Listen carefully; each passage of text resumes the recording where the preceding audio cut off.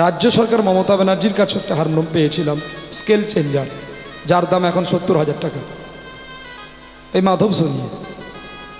তবে দ্বিতীয়বারে আমি প্রাইজ পেয়েছিলাম আসামে, পিঞ্জর খুলে দিয়েছি। এটা আমার বাবার লেখা গান, আমার বাবা গান করেছে, গাই মানে লিখেছিল, মা সুর দিয়েছিল। আর মা প্রণাম করে স্বামীকে কি বলছে যেন, ফিরায়ে দিও না মোরে শূন্য হাতে,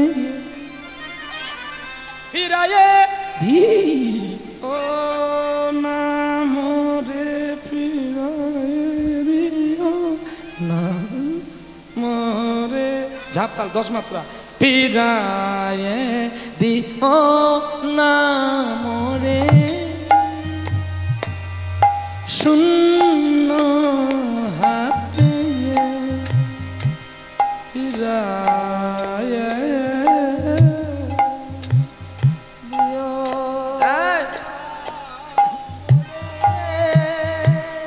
শূন্য হাতে, ফিরায়ে দিও না মোরে শূন্য হাতে, আজি মোর বাগানে কুকু জনেতে ডাকে, ফিরায়ে দিও না মোরে শূন্য হাতে, ধানি সানি দা পামা গা গামারে গারে সা রে গারে সা রে গারে গামা পাদা নি সা সা সা সা সা সা সা সা সা সা, ফিরায়ে দিও না মোরে শূন্য হাতে, ফিরায়ে দিও না মোরে শূন্য হাতে, ওরে নাকি যদি দাও হাসি, একবার বাজাও মগন বাঁশি, বাঁশি বাঁশি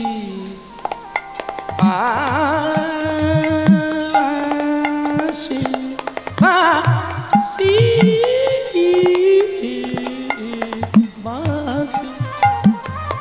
সদ্দেও বেগম আক্তার, যিনি বাংলাদেশের চট্টগ্রামে জন্ম নেওয়ার সঙ্গে সঙ্গে যারা বাবা মা মারা গিয়েছিল, বেগম আক্তার লোকের লাথি ঝাঁটি খেয়ে যিনি বড় হয়েছিলেন, বিষমবতী তালে বেশিরভাগ তিনি রেকর্ড করে গেছেন ভারতের বুকে। আর যাকে দেখে মানুষ শ্রদ্ধা ভক্তি, আর যার এক ছাত্র ছাত্রী শিপ্রা বসু, যাকে আটলান্টিক সাগর বলা হয়। নাই যদি দাও হাসি, একবার একবার বাজাও মোহন বাঁশি, সুরেরি সুরেরি আঘাত হেন, সুরেরি আঘাত হেন, এই আস রেতে ফিরায়ে দিও না মোরে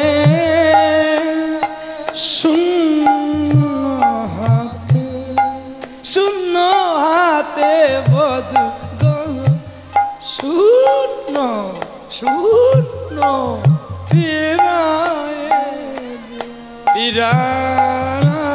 মোরে শূন্য হাতে, ফিরায়ে দিও না মোরে শূন্য হাতে, শূন্য হাতে, শূন্য হাতে।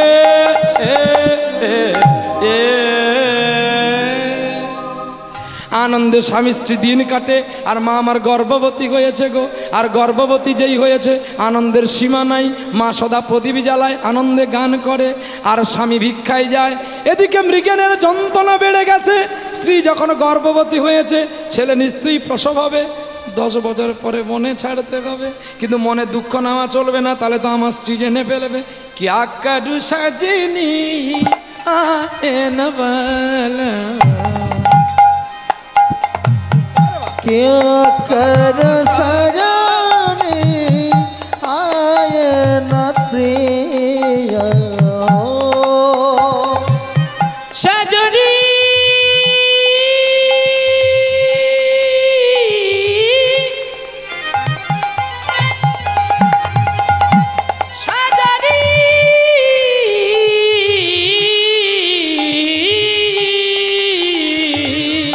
क्या कर सजने आए न वाला, क्या कर दाई गोरे आए न वाला, तेरी पति बीते मोरी, तेरी पति बीते मोरी, तेरी पति तेरी पति बीते मोरी दिन का रहतिया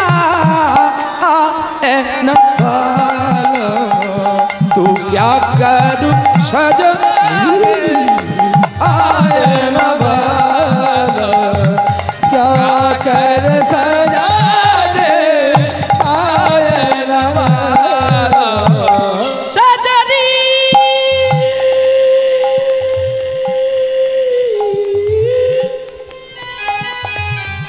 सजनी सजनी सजनी गो, মায়া আমার পবিত্র গর্ভ করেছে, আর প্রতিনিয়ত মা ভগবত কথা বলে, গীতা পাঠ করে, তাই তার গর্ভে নিশ্চয়ই একটা সুসন্তান পৃথিবীতে আসবে। আজকে আমাদের ঘরে কেন সুসন্তান আসে না? মা যদি ডাক্তারবাবুর কথা শুনে বেড রেস্টে থাকে, সদা যদি সিরিয়াল লেখে, যে সারাদিনে 20টা বিবাহ করে, তাকে দেখলে তোমার গর্ভের সন্তান কখনো ভালো হবে না। মাকে ভালো হতে হবে। আর প্রতিদিন যদি খেজড়ি স্কুলে গিয়ে ডিম সিদ্ধ খায়, তাহলে তার ছেলে কি করে আর বৈষ্ণব হবে? কি গো কায়দা আছে তো হবে? বলে বাবা প্রসাদ খেয়ে ছেলে মরবে না। হ্যাঁ, প্রসাদের স্বাদ আছে। এই যে কমিটি বাবু শোনো, তোমরা প্রসাদ করছো কেন? হ্যাঁ, স্বাদ আছে কোন? খেয়ে দিয়ে কাজ নেই, প্রসাদের ব্যবস্থা একটু অন্যান্য করতে পারো না। মেলায় তুই দেখেছিস, মেলায় আছে তো শাশুড়ি মরু। বাবু শোনা, আমার বাড়ির বংশের বড় ছেলে, বেশি করে ওর শাশুড়িকে গালি দিই কেন? যদি তাড়াতাড়ি ও বিয়ে করে, ওর শাশুড়িকে একটু দেখতে পাবো। হ্যাঁ, একটু হানিমুন করতে যাব পুরী, পুরীর ঢেউতে ঠেলে দেবো, দিয়ে বলবো তোর বউ মারা গেছে। কাকে বলবো? ওর শ্বশুরকে বলবো। নিতাই গৌর হরি বল। क्या करूं सजना आयना बलम, मान पदावलिते আছে কথাটা, মান দুর্জন মানে। রাধারানীকে ললিতা, বিশাখা, চম্পকলতা, নটদেবী, সুদেবীকে, ইন্দুরেখা, তঙ্গুবিদ্যা, চিত্রা বলছে তুই কার জন্য বসে আছিস রে? মান করে না, যার আশায় বসে আছিস সে আসলে নাই আমি বলবো।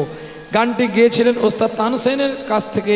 এই গানটি গলে গলে গলে গলে এলো ওস্তাদ রশিদ খাঁর কাছে, যিনি আজকে আমাদের ভারতের বুকে নেই, যিনার বাড়ি ছিল কলকাতা পাকসার কাছে।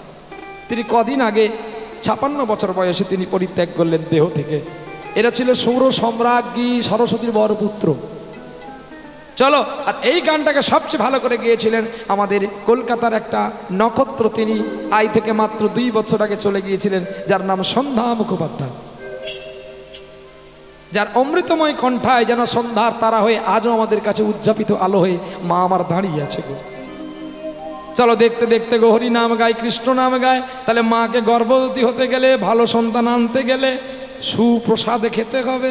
এই কমিটি কেন প্রসাদের ব্যবস্থা করেছে না, তোমাদের 364 যে ওই যে ভারনার রোগ ধরে আছে, ওই রোগ ছাড়াবে বলে এই আসন করেছে, তক্ষকের জ্বালা মুক্তি করবে। আপনার কাউকে সাপ কামড়েছে নাকি এখানে? কাউকে সাপ কামড়েছে? হ্যাঁ না বলবেন তাড়াতাড়ি করে। সাপ কামড়ায়নি তো, তারা কেন বসে আছো এখানে? সাপ যদি না কামড়িয়েছে কেন আছো? যাও, উঠে যাও। যাদের সাপ হ্যাঁ তোমায় কামড়িয়েছে, হ্যাঁ তুমি ব্যানার নিয়ে ঘুরছো, তোমায় কামড়াবে। হ্যাঁ, ওই দেখো আগের দিকে ঝুলছে। আরে ও সাপের কথা আমি বলিনি তোমাকে, আমি যে সাপের কথা বলছি সে সাপটা একটু শোনো, তারপরে বলবা। পরীক্ষিতকে তক্ষক দংশন করবে বলে সে তার ভয়ে, মৃত্যুর ভয়ে 7 দিন হরি কথা শুনেছিল। তাহলে আপনারা কেন এখানে 56 মাদল করছেন? নিশ্চয়ই আপনাদেরও মরার ভয় আছে নাকি? আমি মিথ্যা কথা কই? কর এদিন মরার ভয় আছে বলে পারে না বলে চারি সম্প্রদায় লইয়া করেন কীর্তন, করেন কীর্তন। একবার কমিটি গিয়ে সে সবাই মিলে করেছি, ফেলেছি চোখের বিবরণ। চোখের বিবরণ। কি গো, তোমাদের লাভ আছে বলে তোমরা কমিটিতে আছো, লস যদি থাকতো এরা কেউ থাকতো না। বলে বাবা এ আমাদের টাকা নেবে কেন, আমাদের নিন্দা করে। আমার নিয়মটা এটাই, জমি টাকা দিলে তোমার নিন্দা আগে করব, যাতে তুমি আমাকে আর না ডাকো। আমি তো একবার আসবো, ইউজ এন্ড থ্রো, চা খাবো কাপ ফেলে দেব।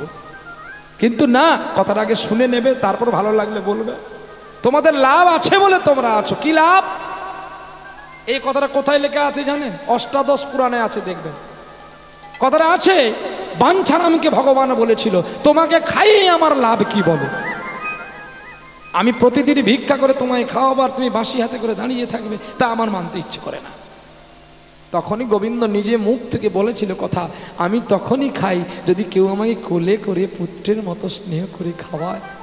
আমি অচল বিগ্রহ সচল হয়ে খাই, তাহলে আমি যদি তোমায় কোলে করি তুমি খাবে তো বিনোদ? আমি খাবো। বৃন্দাবনে তরাত জেলায় বাঞ্ছারাম খাইয়েছিল ভগবানকে, আর একজন খাইয়েছিল ছোট্ট ছেলে যার নাম ভক্ত রঘুনন্দন। মদন কামদেব রঘুনন্দন হয়ে এসেছিল কার পুত্র হয়ে? নরহরি ঠাকুরের ভাইপো, যার নাম মুকুন্দ কবিরাজের পুত্র হয়ে। বর্ধমান শ্রীখণ্ড পাটে গোপীনাথকে নাড়ু খাইয়েছিল। তাহলে পরীক্ষিতের তক্ষক দংশন, আপনাদের কি দংশন? না, তক্ষকের বিষ তবু এখনকার হসপিটালে নিয়ে গেলে নামানো যায়, কিন্তু সংসারে যাকে কামড় দেয় সেই বিষ তো কখনো নামানো যায় না। আর তোমাদের লাভ বলতে শুনে যাও বাবু সোনা, দেখবেন সকলে অনুষ্ঠানের পরে বৈষ্ণব চলে যাবে আর গোবিন্দও চলে যাবে। এই মাঠটা ফাঁকা হয়ে যাবে, কেউ থাকবে না গো, থাকবে না গো। এই যে বৈষ্ণবরা নৃত্য করেছিল, কত পদরেণু পড়ে আছে, এই ধুলায় তারা গড়াগড়ি দিয়ে কেঁদে বলবে গৌরী আবার আগের জন্মে যদি বেঁচে থাকি ওরে তোমায় এনে মোরা নাম করিব।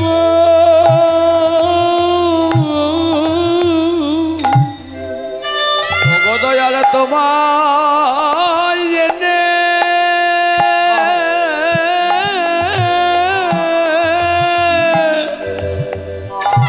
আমরা নাম করিব।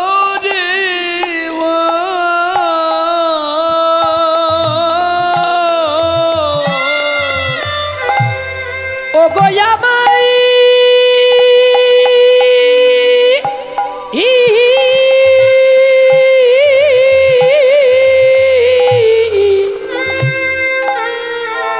ও গোয়া আমার অন্তর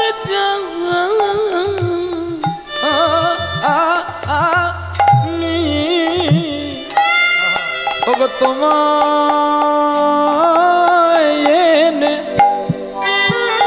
এনে নাম করিব। তোমার আমাদের নয়ন জলে চরণ ধোব। আরে তোমার আমি তোমায় এনে নাম করিব। ওরে আখি জলে বুক ভাসাব। অগত তোমায় এনে নাম করিব। আমার তিতাব জ্বালা জুড়াইব।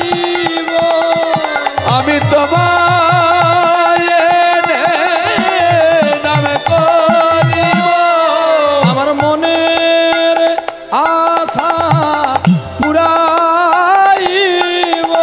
আমার তোমায়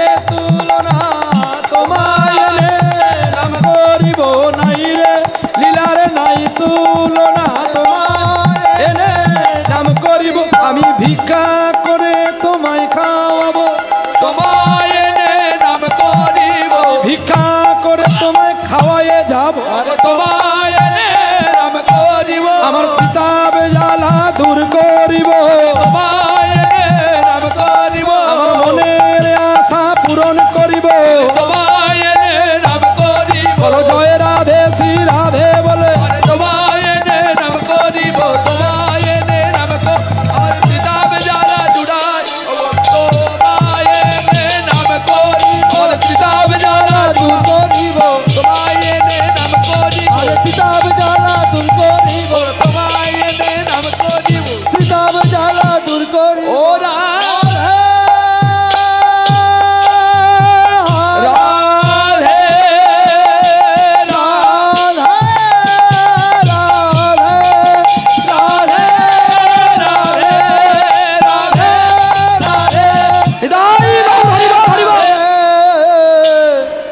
प्रभु तुम्हारे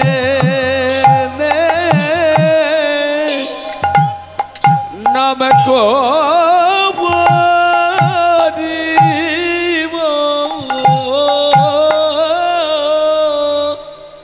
শুভ দিনে শুভক্ষণে মায় আমার কলসি কক্ষে নিয়ে জল আনতে চলছে গো মৃগের গেছে ভিক্ষায় সন্ধ্যায় আগত কাল আর তৎকালীন দিনে এমন সাবমার্সিবল ছিল না টিউল ছিল না কুয়ো থেকে জল তুলতে হতো কুয়োয় জল আনতে যায় কুয়োর কাছে আর একটা শূন্য কুয়ো পড়ে থাকে যে কুয়োয় জল নাই মা জল তুলতে তুলতে গর্ভযন্ত্রণা শুরু হয়ে গেল শুভক্ষণে শুভ লগ্নে একটি পুত্র জন্ম দিল আর পুত্র জন্মের সঙ্গে সঙ্গে মা তো অচৈতন্য আর পুত্র পড়ে গেছে সেই মৃত্যু কুণ্ডেতে যে কুণ্ডে ছেলে পড়ে গেলে আর কেউ বাঁচে না কুয়োর নিচে তো পাথর পড়ে গেলে মাথা ফেটে যাবে না দেখো অন্তর্যামী ভগবান কেমন রক্ষা করলো দেখো আর সেই ভয়ঙ্কর কুণ্ডে জন্ম হয়ে পড়ে মরে যায়নি বেঁচে ছিল বলে এই মারাত্মক কুণ্ড থেকে উদ্ধার করা হয়েছিল বলে তাই ছেলের নাম রাখা হয়েছিল মার কুণ্ড মরা কুণ্ড থেকে যখন ছেলে বাঁচলো তাই ওর নাম দেওয়া হলো মার কুণ্ড তাই মার কুণ্ড দিনে দিনে মায়ের কোলে দুগ্ধ পান করে আর বড় হয় আর পথে চলে ছোট বালকদের নিয়ে খেলা করে আর কি বলে জানো কৃষ্ণ মধুর নাম একবার জপরে অবিরাম তবে শান্তি পাবি রে মনান্তরে অগ কৃষ্ণ মধুর নাম জপরে অবিরাম শান্তি পাবে মনন্তরে কলিতে কৃষ্ণ নাম জীবেরি পরিত্রাণ করে অনায়াসে যাবি পাব পারে রে মন আমার কৃষ্ণ মধুর তাই গৌর হরি বল। শান্তি পাবি রে মনন্তরে কৃষ্ণ মধুর নাম জপরে অবিরাম শান্তি পাবি রে মনন্তরে ওরে রামের নামে অহল্লা ওরে পাষাণ হলো উদ্ধার শিলা ভাসিল সাগরেতে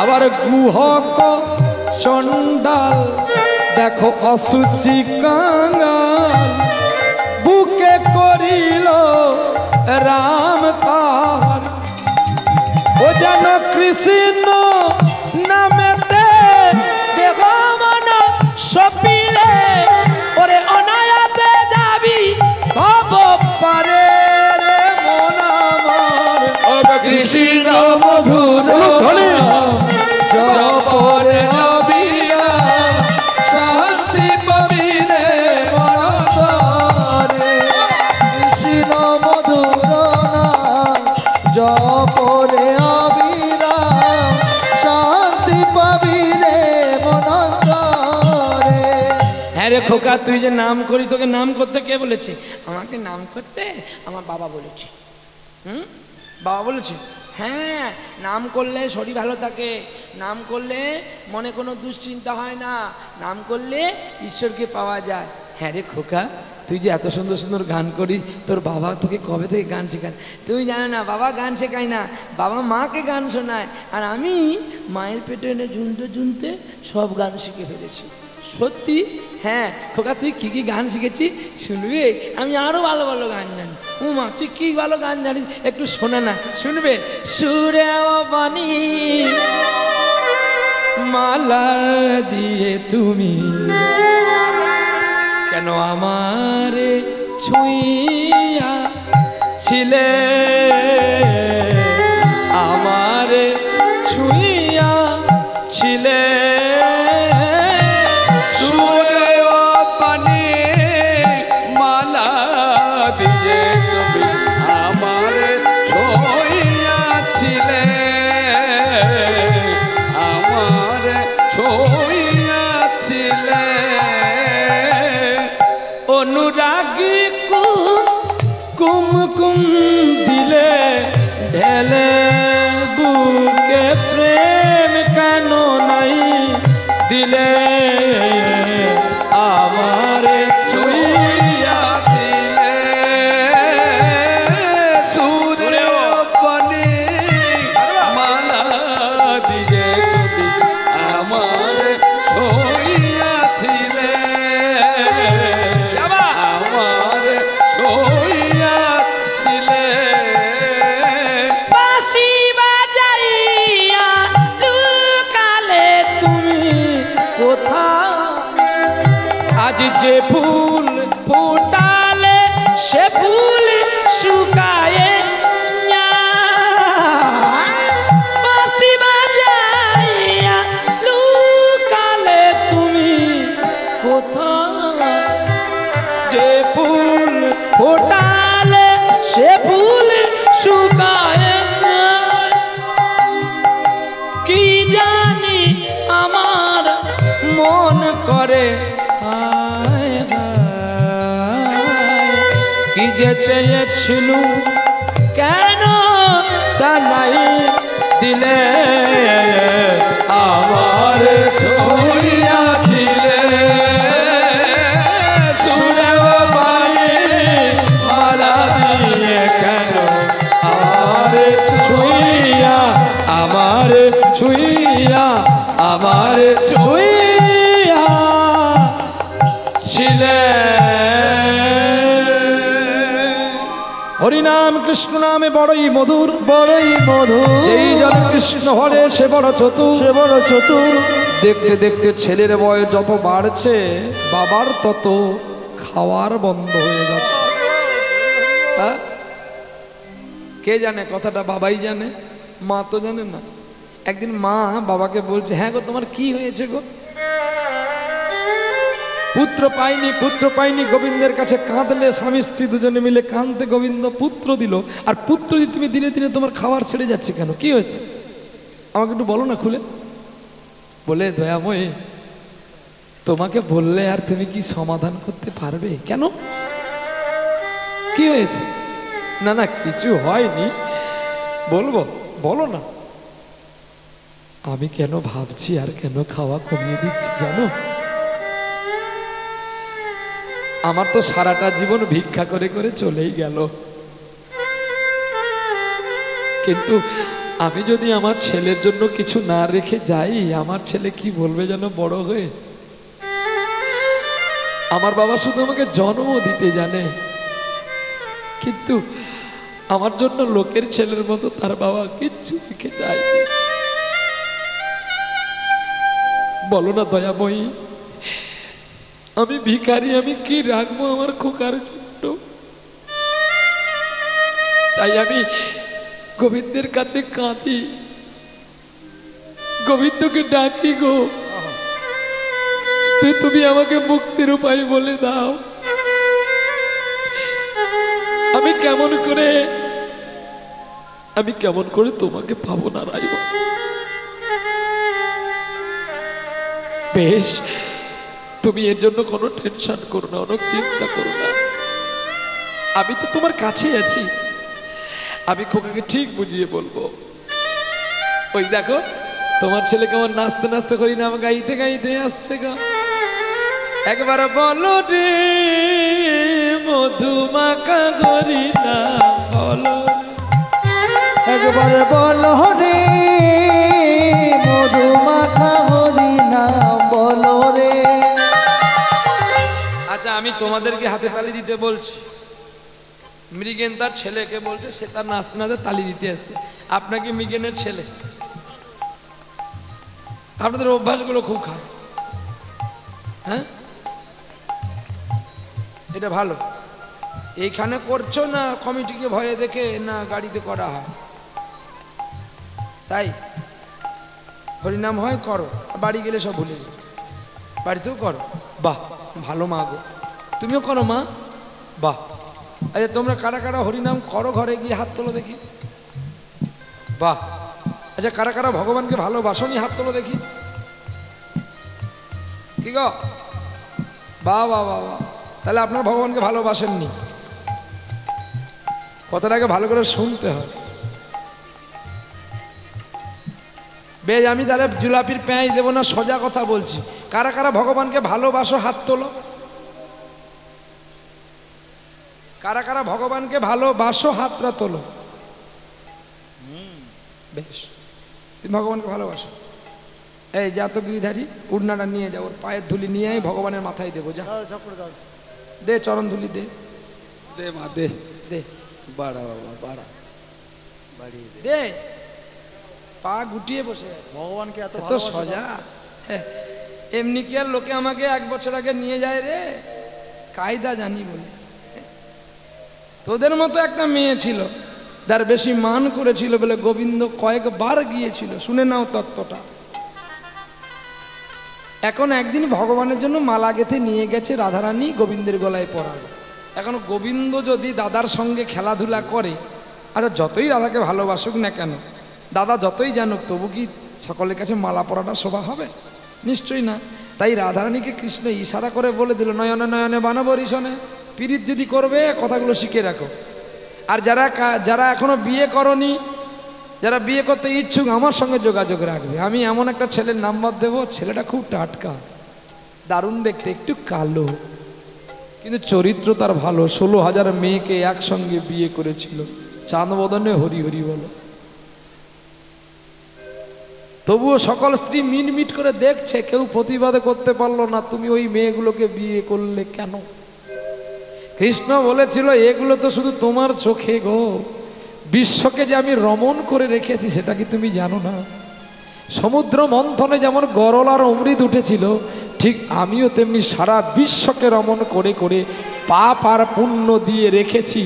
যে আমার রমণে রাজি হয় সে পায় পুণ্য, আর যে আমার রমণে রাজি হয় না সে পায় পাপ, আর পাপ কোনোদিন ছাড়ে না তার নিজের পাপ। দেখো সেই মেয়েটাকে মালা গেতে গোবিন্দকে দিতে গেল, গোবিন্দ ইশারা করে বলেছে গাছের ফোকরে রেখে দিয়ে চলে যাও, সময় হলে আমি পরে নেব। এখন মালাটি পলাশ পাতার ভেতরে রেখে দিয়ে গোবিন্দ রাধারানী চলে গেছে। আর ওই গাছে ডালে ছিল একটা কাক। কাক চেনো? কাক, হ্যাঁ কাক কি বলে ডাকে গো? কাকের ভালো নাম কি? হ্যাঁ রাইট অ্যান্সার। তোমরা মন করে রাখো, আর সে গিয়ে পরিষ্কার করে, যাকে ম্যাথর বলা হয়, ঝাড়ুদার পাখি, ঝাড়ু দেয়। এইবারে সেই কাক কা কা করতে করতে ঠোঙাটি তুলতে গেছে, বলে কৃষ্ণকে প্রতিদিন রাধারানী খাবার দিয়ে যায়, আজকে ও খাওয়ার আগে আমি খাবো। এই বলে সেই পাতার ঠোঙাটা নিয়ে চলছে। ঠোঙা তো আর ভালো করে সেলাই করা নাই, এমনি কাঠি দেওয়া ছিল। মালা এখন ভারে নিচে পড়ে গেছে, কাক এখন আনন্দ কম কম, মানে ভালো করে যদি কা করে তাহলে ঠোঁটটায় পড়ে যাবে। এবারে ধরে রাখছে আর কাকা করতে করতে চলছে। এবারে একটা চালে গিয়ে রেখে দিয়ে জোর চিৎকার করতে কাকের ডাকে সকলে ছুটে আসলো, এবং তার ছেলে মেয়ে সকল ছুটে আসতে বলছে, চলে আজকে তোকে ভালো খাবার দেবো। ঠোঙা যখন ঝেড়ে দেখে আর খাবার নেই।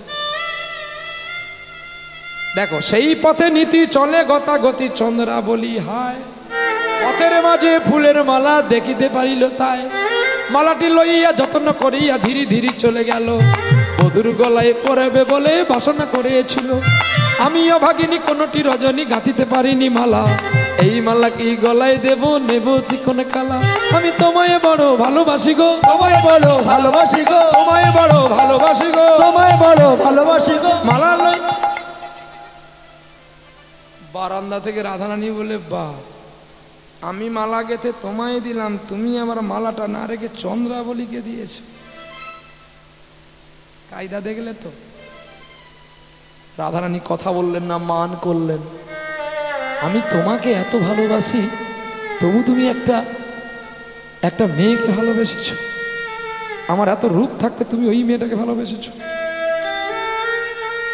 জানাজানি হয়ে গেল, গোবিন্দ জানলো যে তোমার রাধা মান করেছে, আর তোমার সঙ্গে কথা বলবে না। ও ঠিক আছে।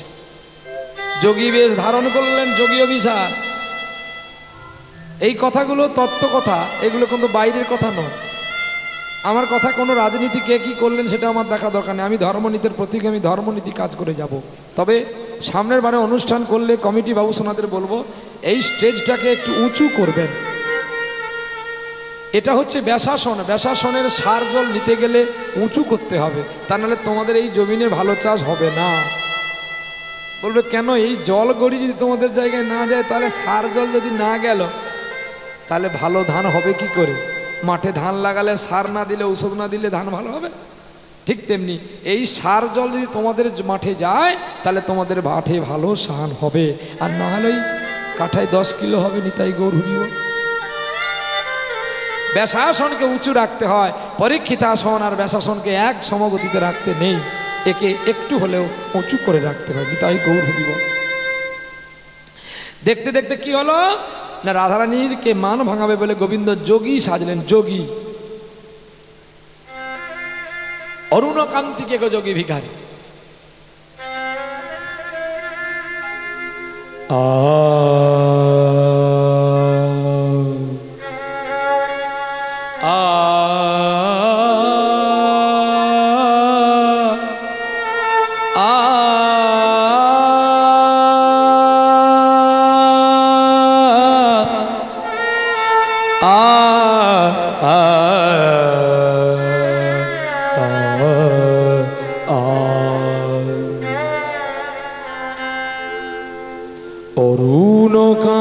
অরুণকান্তিকে গো যোগী ভিখারি, কান্তিকে গো যোগী ভিখারি, অরুণকান্তিকে গো যোগী ভিখারি।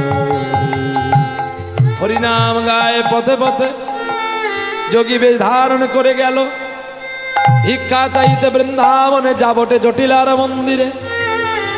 জটিলা ভিক্ষা দিতে বলছে, আমি যোগী, আমি তো অপবিত্র নারীর হাতে ভিক্ষা নিই না।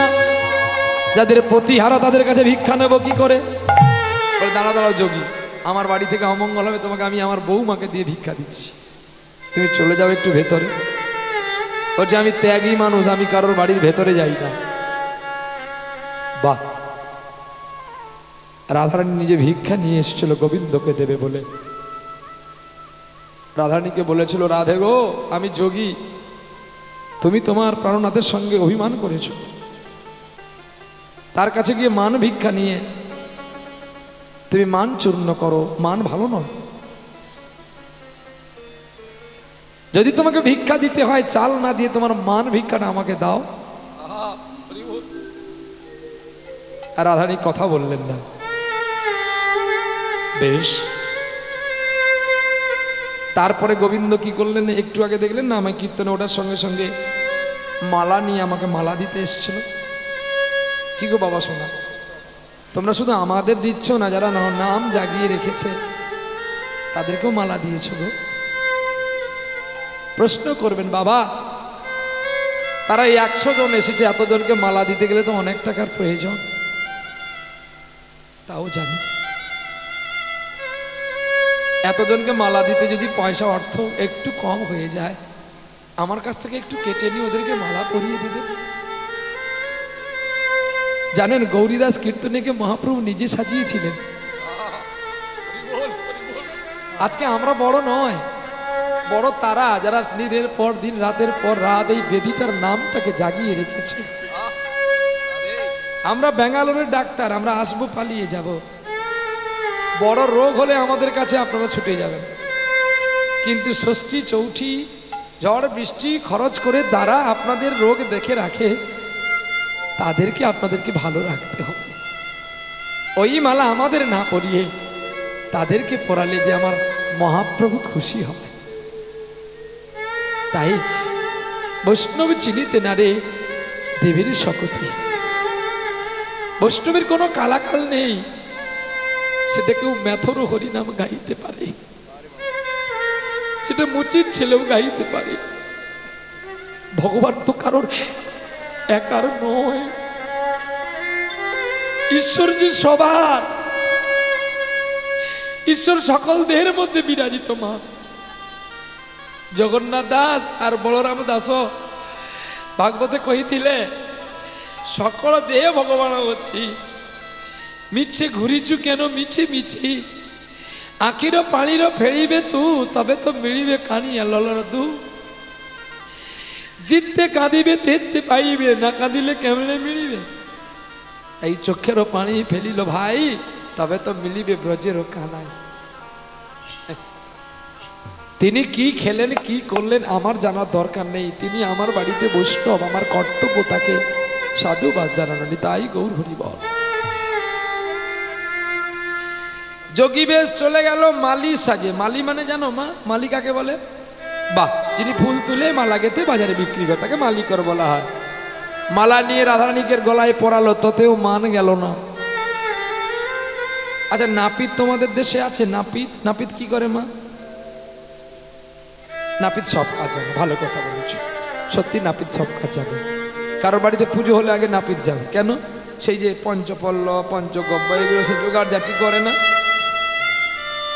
তাহলে এক কাজ করে ব্রাহ্মণ। নাপিত আর কি করে?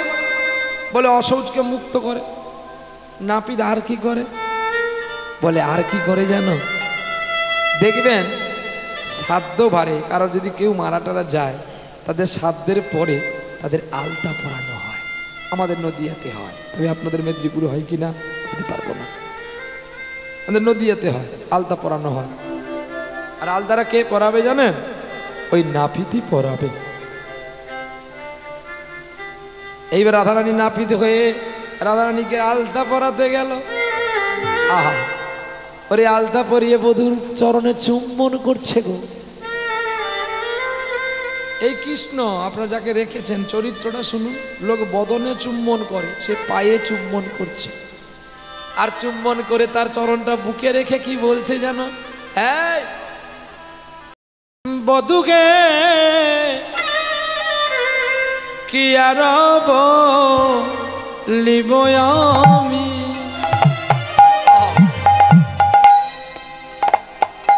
অগ বধূকে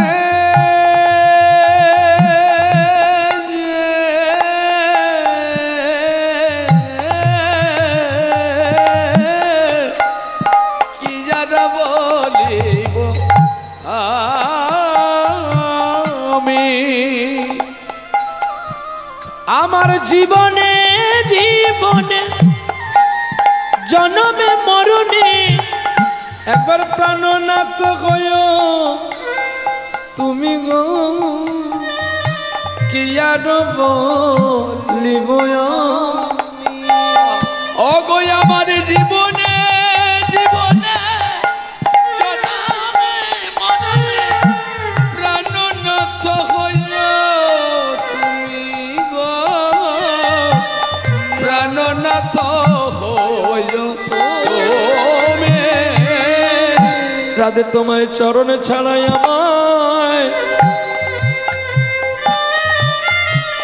আমায় করো না গো, তোমার চরণ ছাড়াই আমায় করো না গো। আমি ওই চরণে সব সপেছি, চরণ ছাড়া করো না গো। আমি ওই চরণে ভরসা করি, আমার চরণে ছাড়া আমায় করো না গো, তুমি হও ভকান্ডারি, তুমি আমায় চরণ ছাড়া করো না গো। তুমি গোবিন্দ ভব কাঁদছে, তবু রাধারানী কথা বললেন না। কি গো, নারীর মান ভালো? একদিন নারদকে পাঠিয়ে শেষ বিদায় বেলা রাধারানীর চরণ ধুলি আনতে গিয়েছিল। কে গিয়েছিল? নারদ। মাথার যন্ত্রণা সইতে না পারিয়া মায়ের কোলে কাঁদিতে লাগয়। কতগুলো কৃষ্ণ হলো দেখো, এক কৃষ্ণের মাথার যন্ত্রণা, আর এক কৃষ্ণ বৈদ্য সাজি বাড়ির আগে দিয়ে ধীরে ধীরে চলি যায় গো, ধীরে ধীরে চলে গোপালের মাথার যন্ত্রণায় ছটফট করছে, আর এদিকে বাবাকে ডাকছে, কই গো, ও গো গোপালের বাবা, দেখো না কোথায় বৈদ্য আছে। দেখিতে পাইল পথের ওই আগেতে এক বৈদ্য যে যায়। ও বৈদ্য, ও বৈদ্য, ছুটে ছুটে ছুটে, আমার ছেলে শরীর খারাপ, বলে ছুটে আসো। বৈদ্য ধীরে ধীরে যাই, গোপালে দেখিয়া চমকিয়া উঠিল, বলে মা গো, তোমার গোপালে যে রোগ ধরেছে এ তো বুঝি আর বাঁচবে না গো, এ তো বুঝি বাঁচবে না গো। মধু খেতে গেলে শেষ পর্যন্ত থাকতে হবে, চাক বসার সঙ্গে সঙ্গে কি আর মধু পাবে? হ্যাঁ, কীর্তনের ভক্ত চেনা যায় লাস্টে, আর ফার্স্টে যারা আছে তারা তো শুধু কেবলমাত্র আসে বাঁদরটাকে দেখার তরে, টিভিতে দেখছে একটু বাঁদরটাকে দেখে